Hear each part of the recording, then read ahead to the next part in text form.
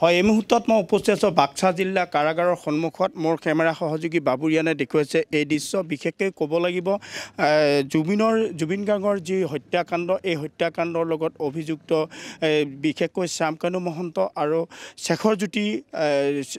শ্যামকানু মহন্ত, সিদ্ধাৰ্থক এই বাক্সা আচলতে কাৰাগাৰতে ৰখা হৈছে। আৰু সমান্তৰালভাৱে এটা কথা ক'ব লাগিব, সম্পূৰ্ণ নিৰাপত্তা, কটকটীয়া নিৰাপত্তা বেষ্টনীৰ মাজত ইতিমধ্যে ইয়াত গঢ়ি তোলা হৈছে। আৰু যি ঘটনা সংঘটিত হৈছিল, পুনৰাই যাতে তেনে ঘটনা সংঘটিত নহয় তাৰ বাবে অসম আৰক্ষীয়ে এই কটকটীয়া নিৰাপত্তা ব্যৱস্থা কৰিছে। মই সামগ্ৰিক এই দৃশ্যসমূহ দেখুৱাইছোঁ। আৰু এনেধৰণে আচলতে বিশেষকৈ আজি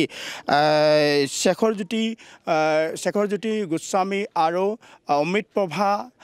অমৃতপ্ৰভা মহন্তকো আজি এই স্থানতে অনা হ'ব বুলি আচলতে ঘুনুকঘানাকে এই কথা আচলতে প্ৰচাৰ হৈছে। আৰু সমান্তৰালভাৱে অসম আৰক্ষীয়ে যি ব্যৱস্থা কৰে, নিৰাপত্তা ব্যৱস্থা কটকটীয়া কৰিছে। আৰু এই স্থানত বিশেষকৈ বাক্সাৰ এই কাৰাগাৰৰ সন্মুখভাগত এতিয়া আচলতে অকল আৰক্ষী আৰু সেনাবাহিনীৰ জোৱান আচলতে ইয়াত নিযুক্তি দিয়া হৈছে বা ইয়াত কটকটীয়া নিৰাপত্তা বেষ্টনীৰ মাজত ৰখা হৈছে। আচলতে অমৃতপ্ৰভা মহন্ত বা শেখৰজ্যোতি গোস্বামীক ক'ত নিয়া হ'ব এতিয়ালৈ যদি থিৰাং হোৱা নাই, কিন্তু ইয়াত আচলতে অধিকাংশই আচলতে নিশ্চিত হৈ আছে যে ইয়াতে আচলতে আনিব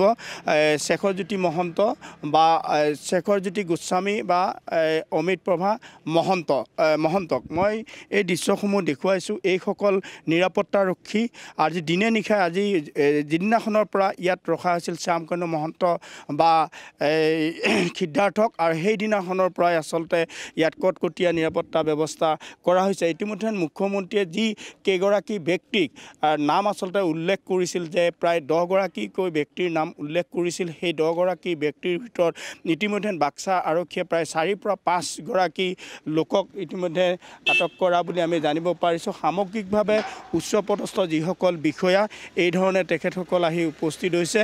এই দৃশ্যসমূহ আমি দেখুৱাই আছোঁ বাক্সাৰ এই কাৰাগাৰৰ পৰা।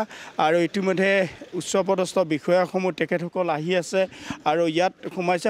ইয়াতেই আনিব পাৰে আজি 2 অভিযুক্ত, ক্ৰমে শেখৰজ্যোতি গোস্বামী আৰু অমৃতপ্ৰভা মহন্তক। আৰু সামগ্ৰিক এই দৃশ্যসমূহ আচলতে আমি দেখুৱাইছোঁ।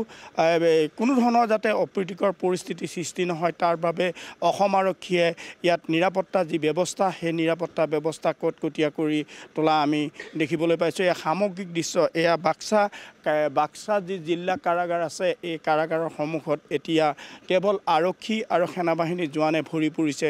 সামগ্ৰিক এই দৃশ্যবোৰো হয়তো ইতিমধ্যে যি 2 অভিযুক্ত আদালতত হাজিৰ কৰা হৈছে। আৰু ন্যায়ালয়ে ক'ত তেখেতসকলক ৰখা হ'ব বা কি ধৰণে ন্যায়িক জিম্মাত ৰখা হ'ব, এই গোটেই কথাখিনি স্বতঃস্ফূৰ্তভাৱে হ'ব।